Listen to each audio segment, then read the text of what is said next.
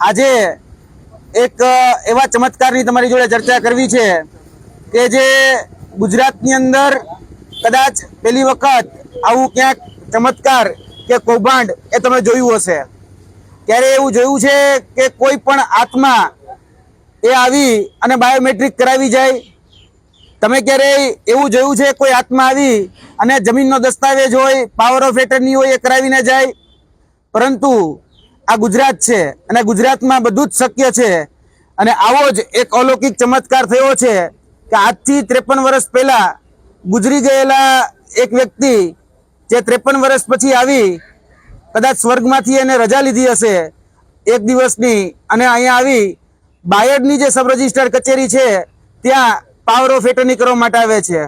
મૂળ મુદ્દો જાણે એમ છે કે 14 જાન્યુઆરી 1972 ના રોજ એક ખેડૂત ખાતેદાર જેનું મૃત્યુ થાય છે, નામ છે છગનભાઈ જીવણભાઈ પટેલ, મૂળ ગામ વાસણી રેલ, તાલુકો બાયડ, જિલ્લો અરવલ્લી।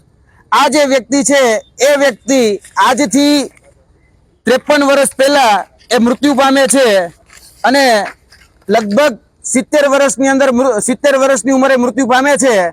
આ એનો મૃત્યુનો દાખલો જે કપડવંજ નગરપાલિકાની અંદર નોંધાયેલો છે, તે સમયની કપડવંજ નગરપાલિકામાં મૃત્યુના દાખલાની નોંધણી એ આપણે જોઈ શકો છો કે મરણ તારીખ 1/4/1972 આ દિવસે એનું મૃત્યુ થાય છે અને એની જે ઉંમર જે છે એ 70 વર્ષની ઉંમર એમાં તમે જોઈ શકો છો। 14 જાન્યુઆરી 1972, માફ કરજો, 14 જાન્યુઆરી 1972 ના રોજ આ વ્યક્તિનું મૃત્યુ થાય છે।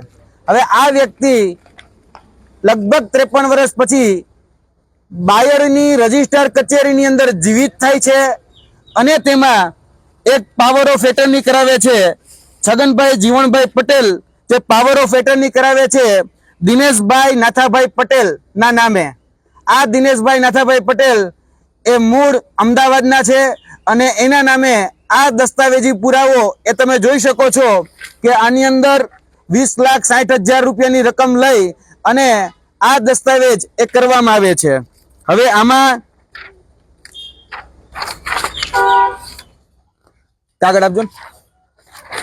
દિનેશભાઈ નાથાભાઈ પટેલ એ તમે જોઈ શકો છો કે આ દસ્તાવેજની અંદર જમીન લખાવનાર એટલે કે પાવર ઓફ એટર્ની લખાવનાર અને પાવર ઓફ એટર્ની લખનાર એટલે કે પટેલ છગનભાઈ જીવણભાઈ, જેની ઉંમર આમાં 53 વર્ષ બતાડવામાં આવી છે।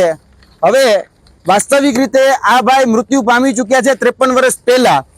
હવે જે છગનભાઈ જીવણભાઈ પટેલ જે છે એ છગનભાઈ જીવણભાઈ પટેલ જે પોતાનું આધાર કાર્ડ અને સબ રજિસ્ટર કચેરી જે છે ત્યાં આ વ્યક્તિની અંદર કદાચ આત્મા આવી હશે, એટલે આ વ્યક્તિ જે છે એ બાયડની સબ રજિસ્ટર કચેરીની અંદર જઈ અને પાવર ઓફ એટર્ની કરાવે છે। એટલે કે છગનભાઈ જીવણભાઈ પટેલ ને આ દર્શાવવામાં આવે છે આ છગનભાઈ જીવણભાઈ પટેલ છે એ પ્રકારનો પુરાવો ત્યાં આપવામાં આવે છે।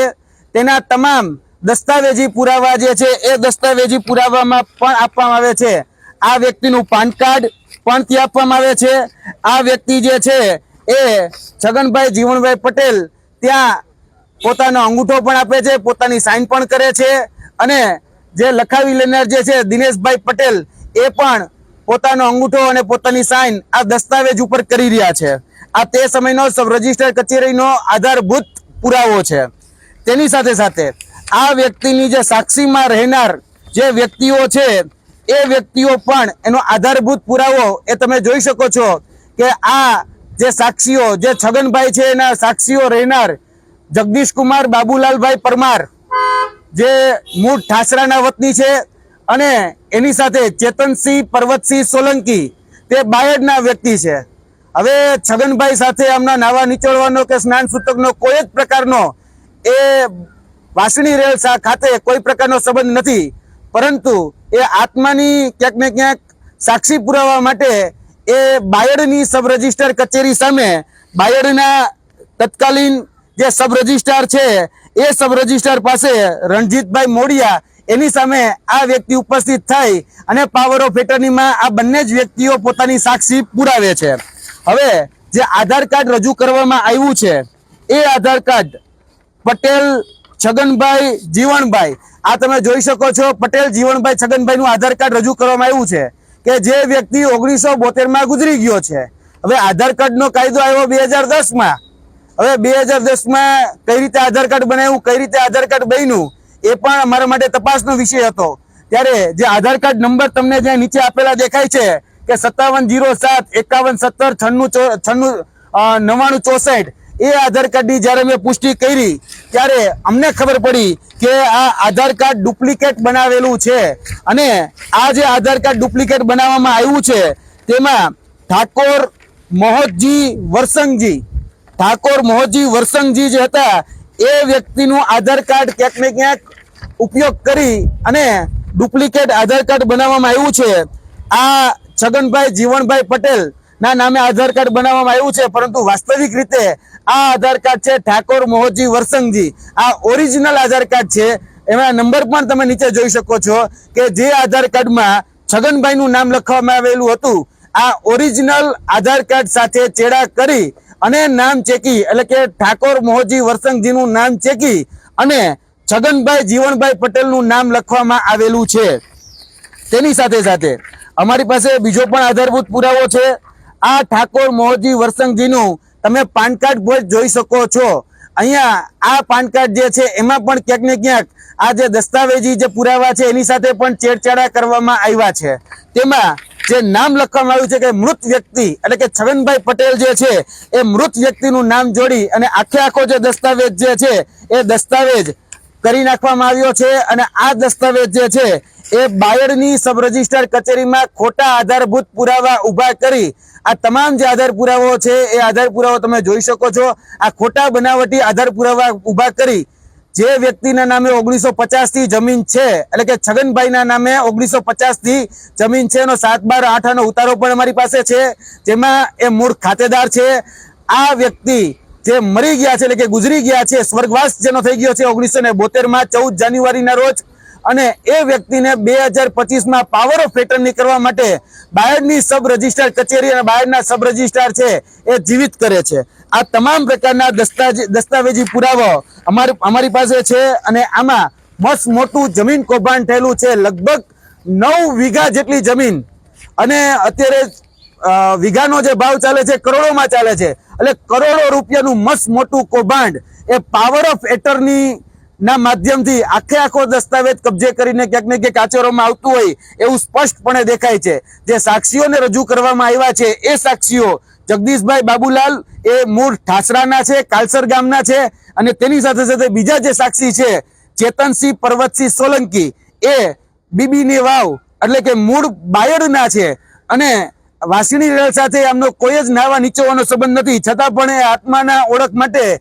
એ કહી શકાય કે બાયડની જે સબ રજિસ્ટ્રાર કચેરી છે ત્યાં સુધી આવી ગયા. અને બાયડના જે સબ રજિસ્ટ્રાર છે રણજીત મોડિયા, તે વર્તમાનમાં મોડાસા માલપુરના સબ રજિસ્ટ્રારના ચાર્જમાં પણ છે.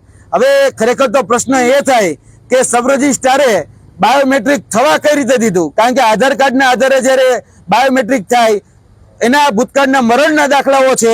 હવે હું એ પણ કહી દઉં કે આના જે વારસદારો છે, એટલે કે છગનભાઈ જે મૂળ જમીનના માલિક છે, તે એ જમીનના મૂળ માલિકના વારસદારોનું નામ છે વિઠ્ઠલભાઈ છગનભાઈ પટેલ, એટલે કે એમના દીકરા.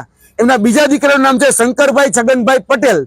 હવે એના પોપોત્ર, એટલે કે છગનભાઈના પોપોત્રનું નામ છે રાજુભાઈ વિઠ્ઠલભાઈ પટેલ, જે વર્તમાનમાં હયાત છે અને વર્તમાનની ઉંમર એની 62 વર્ષની છે. એટલે ક્યાંક ને ક્યાંક આ પણ ચોંકાવનારું છે કે જે પોપોત્ર છે એની ઉંમર 62 વર્ષની છે. હવે જે દાદા બતાડ્યા 54 વર્ષના બતાડ્યા, એટલે 8 વર્ષ નીચે, એ પણ ક્યાંક ને ક્યાંક જોવા જેવું છે. બીજું કે પેઢીનામું રજૂ કરવાનું હોય તો એ પેઢીનામું શા માટે સબ રજિસ્ટ્રાર દ્વારા ચેક કરવામાં ન આવ્યું, શા માટે એનું બાયોમેટ્રિક થઈ ગયું, એટલે કે મરેલ વ્યક્તિનું બાયોમેટ્રિક પણ અહીંયા થઈ ગયેલું છે, મરેલ વ્યક્તિની ઓળખ પણ અહીંયા કરી દેવામાં આવેલી છે. એટલે આ ફક્ત ને ફક્ત કોઈ દીવાની દાવો નથી. આ જોવા જઈએ તો ક્યાંક ને ક્યાંક સુનિયોજિત કાવતરું છે, કૌભાંડ છે, અને ફોજદારી દાવો છે. કારણ કે સરકારી દસ્તાવેજો સાથે ચેડા કરી અને ક્યાંક ને ક્યાંક આ કૌભાંડ આચરવામાં આવ્યું છે. જે નોટરી અધિકારી છે એ નોટરી અધિકારીએ જે ખરેખર ફિઝિકલ હાજરી જે વ્યક્તિની જોઈ એ ફિઝિકલ હાજરી પણ ક્યાંક ને ક્યાંક લીધી નથી. તેની સાથે સાથે જોવા જઈએ તો જે નકલી દસ્તાવેજો બનાવ્યા છે, આ જે ગુનાહિત કાવતરું આચર્યું છે, આ માધ્યમથી અમે સરકારને અપીલ કરીએ છીએ કે એની પર તાત્કાલિક તપાસ થાય અને ગુજરાતના મહેસૂલ મંત્રી, ગુજરાતના મુખ્યમંત્રી અને વિજ્ઞાન જાથાવાળાને પણ અમે કહીએ છીએ કે ભાઈ જે વ્યક્તિ આત્માનું બાયોમેટ્રિક કરી શકતો હોય ખરેખર એનો નોબેલ પારિતોષિક આપવું જોઈએ. એટલે આ ત્રણ વ્યક્તિઓને વિનંતી છે કે મહેસૂલ મંત્રી હોય, આપણા મુખ્યમંત્રી હોય કે વિજ્ઞાન જાથાવાળા હોય, આ સબ રજિસ્ટ્રારને મહેરબાની કરીને નોબેલ પારિતોષિક આપો કે જે વ્યક્તિ 53 વર્ષ પહેલા ગુજરી જાય એનું જો બાયોમેટ્રિક કરાવી શકતા હોય તો ખરેખર એ વ્યક્તિ અદ્ભુત કહેવાય અને એનું ખરેખર સન્માન થવું ખૂબ જરૂરી છે. એટલે ક્યાંક ને ક્યાંક આજે મૃત વ્યક્તિનું આધાર કાર્ડ, મૃત વ્યક્તિના ખોટા દસ્તાવેજ ઉભા કરી આ જમીન હડપવાનું જે જમીન કૌભાંડ જે છે આજે મેં મીડિયાના માધ્યમથી તમારા સમક્ષ રાખ્યું છે. આ જ તમામ આધાર પુરાવા અમે અરવલ્લીના એસપી વર્તમાન કહી શકાય કે જે પોલીસ ઉચ્ચ અધિકારીઓ છે એને પણ અત્યારે સુપરત કર્યા છે. આ તમામ આધાર પુરાવા સાથે અમે આની અંદર નિષ્પક્ષ તપાસની માંગણી કરીએ છીએ. જી, આપના સવાલો.